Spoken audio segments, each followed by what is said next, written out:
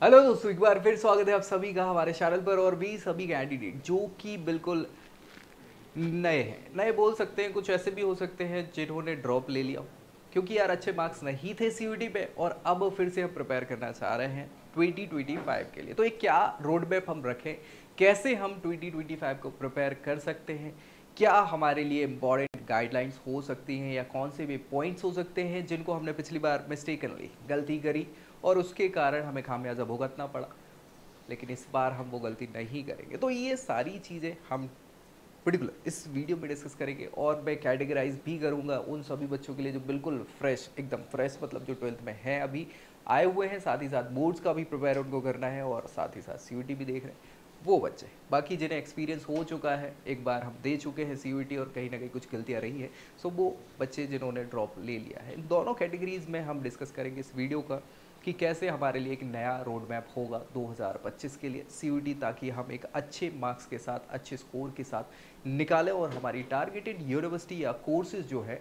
वो हमें क्या हो जाए, मिल जाए। तो चलिए स्टार्ट करेंगे। इससे पहले दोस्तों में शेयर कर दीजिए, चैनल अगर नए हैं तो सब्सक्राइब कर लीजिए, क्योंकि सीयूटी से रिलेटेड हर एक जानकारी कॉलेज, कोर्स, करियर की आपको यही मिलेगी सबसे पहले।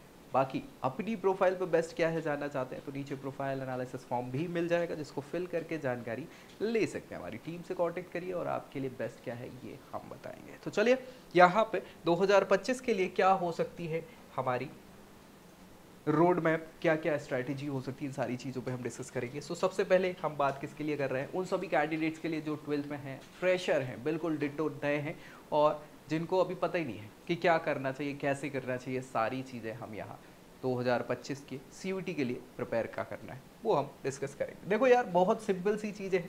सबसे बड़ा जो सवाल बच्चों को आता है वो ये आता है कि यार ये जो पेपर है, ये पेपर कहाँ से आने वाला है, कैसे क्वेश्चंस होंगे, क्या रहेगा। तो इन सारी चीज़ों के लिए यहाँ आपको जवाब मिलेगा। सबसे इम्पॉर्टेंट है वो सभी बच्चे जो 12th में हैं, भाई हैं ही, क्योंकि यार हमें बोर्ड एग्जाम्स भी देने हैं साथ ही साथ में।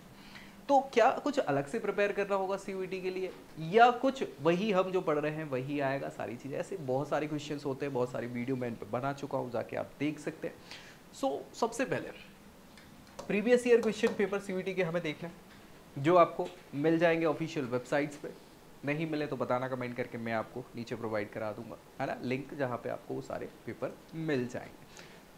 तो वो आपको करना है। प्रीवियस ईयर बोर्ड्स के एग्जाम भी आपको साथ में देने हैं, उनके भी एग्जाम आपने दिए, मतलब पेपर जो है वो लगा लेने हैं, ताकि एक प्रॉपर हमें जानकारी उसकी भी मिल जाए। सबसे बड़ी चीज़ तो वही है, क्योंकि हमें डर जो है वो पहले बोर्ड्स निकालने का, क्योंकि वहाँ फेल हो गए तो और समस्या है, बोर्ड्स के साथ फिर सीयूटी दे रहा है, तो दोनों तो पेपर आपके वही रहते हैं। सच्चाई यही है कि 12th में आप जो पढ़ रहे हैं वही आपके सीयूटी में भी आएगा। एनसीईआरटी को फोकस आपको करना है, जितना ज़्यादा रिवाइज कर पाए वो बेहतर आपके लिए होने वाला है। ठीक है भाई, इसके अलावा आपको सारे पास्ट पेपर जो है पुराने वाले वो लगा लेना है। उनकी डिफ़िकल्टी लेवल आपको पता चल जाएगा, जनरली मॉडरेट लेवल के ही होते हैं। बहुत कम ऐसे क्वेश्चन पेपर हैं जो टफ रहे हो, लेकिन डिफ़िकल्टी की अगर बात कर ले तो बहुत ही इजी रहता है या मॉडरेट लेवल के रहते हैं। टफ बहुत कम ही क्वेश्चन हो जाते हैं यहाँ पे। ठीक है, सारी चीज़ें आपको यहाँ पे ये ध्यान में रखनी है।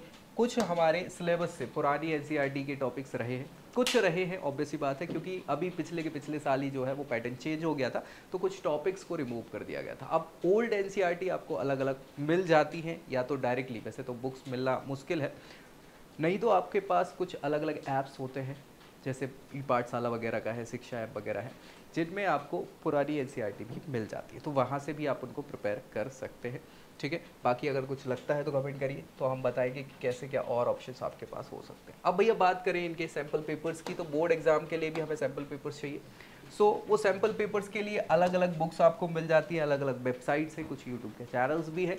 बाकी आपको अलग अलग सीयूईटी और बोर्ड प्रोस्पेक्टिव से वो सारी चीज़ें मिलेगी जिनको प्रिपेयर करना होगा। अदरवाइज़ क्या है कि आपको डर बना रहेगा और घबराहट में चीज़ें अच्छी नहीं, खराब हो जाती है। इसके लिए बेहतर क्या रहेगा, जितना ज़्यादा हो सके आपको PYQ सॉल्व करने हैं या फिर MCQs लगाते रहने। सीयूईटी और बोर्ड के लिए हमें स्टडी मटेरियल कहाँ से मिलेगा, तो सबसे अच्छा स्टडी मटेरियल हमारा है क्या, NCERT। इसके अलावा कहीं जाना ही नहीं है। अगर NCERT आपने कर लिया तो आपको कोई समस्या नहीं होने वाली है, आपका लगभग 90% सिलेबस कवर है। 10% का इसलिए झोल मैं बोल रहा हूँ कि कुछ पुराने टॉपिक्स आ सकते हैं, अगर आपको आपकी बुक में नहीं मिल रहे हैं तो उसके लिए आप क्या कर सकते हैं, PYQs आपको लगाने हैं। PYQs के अलावा MCQs लगाने हैं। ठीक है, हाँ मतलब प्रीवियस ईयर वाले तो है ही, उसके अलावा भी बहुत सारे क्वेश्चंस और लगाते रहने, तो वो आपका काम बेहतर हो जाएगा। अदरवाइज कुछ बुक्स और आपको अलग अलग प्रकाशन की पब्लिक इश्यूज की मिल जाती है जो बेस्ड है सीयूईटी से रिलेटेड, उनको आप टारगेट कर सकते हैं, ठीक है। लेकिन साथ एनसीईआरटी का नहीं छोड़ना है। आपने एनसीईआरटी का साथ छोड़ा तो उसने फिर आपका साथ छोड़ दिया, यही दिक्कत हो जाएगी। चलिए प्लान क्या होना चाहिए मंथली अगर हम देखें तो हमारे पास ऑप्शन क्या है।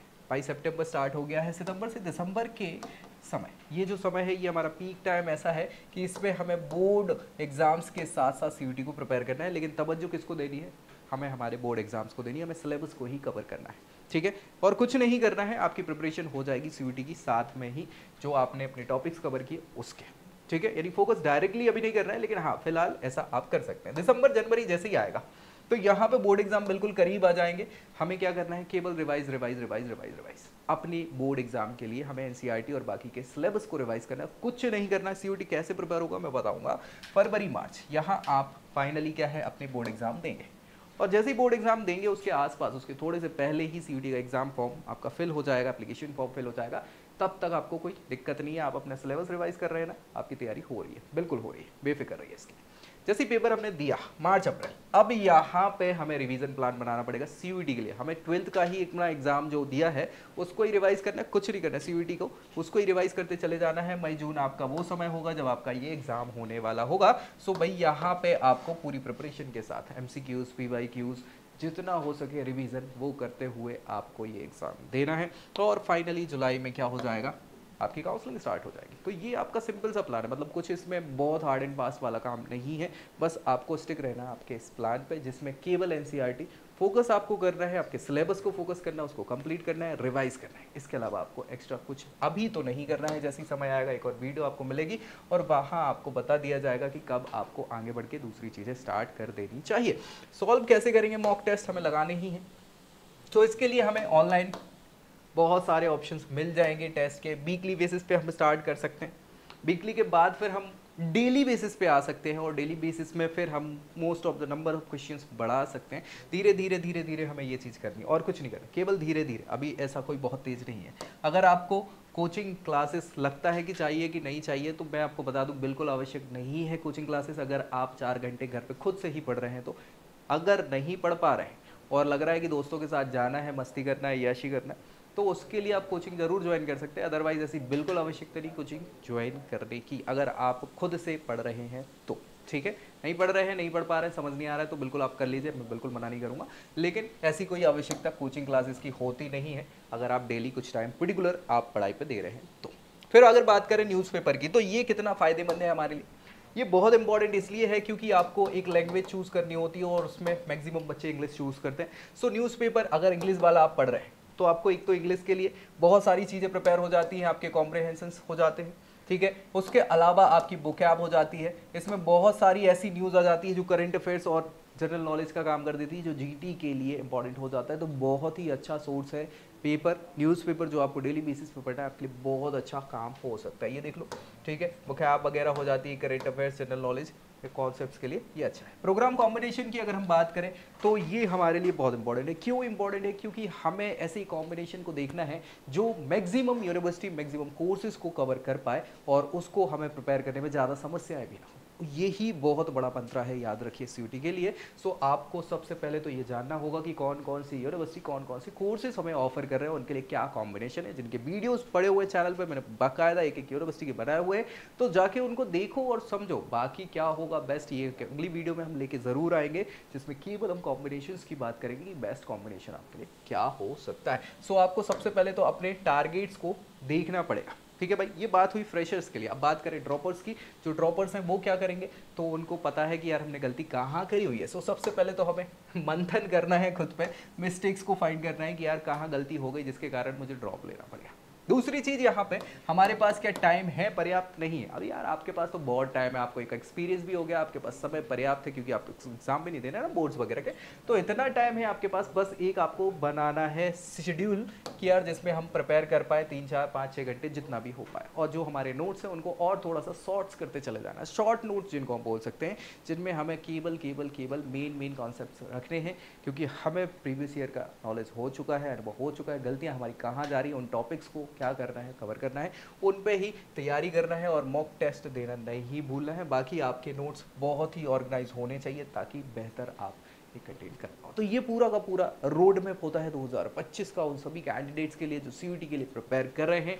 हमने बात यहाँ पे फ्रेशर्स की भी करी, ड्रॉपर्स की भी करी। अगर कुछ डाउट अभी भी बच गया है तो ज़रूर कमेंट करिए ताकि उसको रिजॉल्व किया जा सके और एक बेहतर फ्यूचर आपका बनाया जा सके। दोस्तों में शेयर करना है, चैनल सब्सक्राइब कर लेना है। बाकी अपने लिए बेस्ट जानने के लिए नीचे लिंक मिल जाएगी जिसको फिल करना है और बिल्कुल डरना घबराना नहीं है। सो अगली वीडियो में अगली जानकारी के साथ मिलेंगे, तब तक के लिए जय Hind. I hope you like this video. For more such videos, keep watching our channel and do not forget to like, share and subscribe.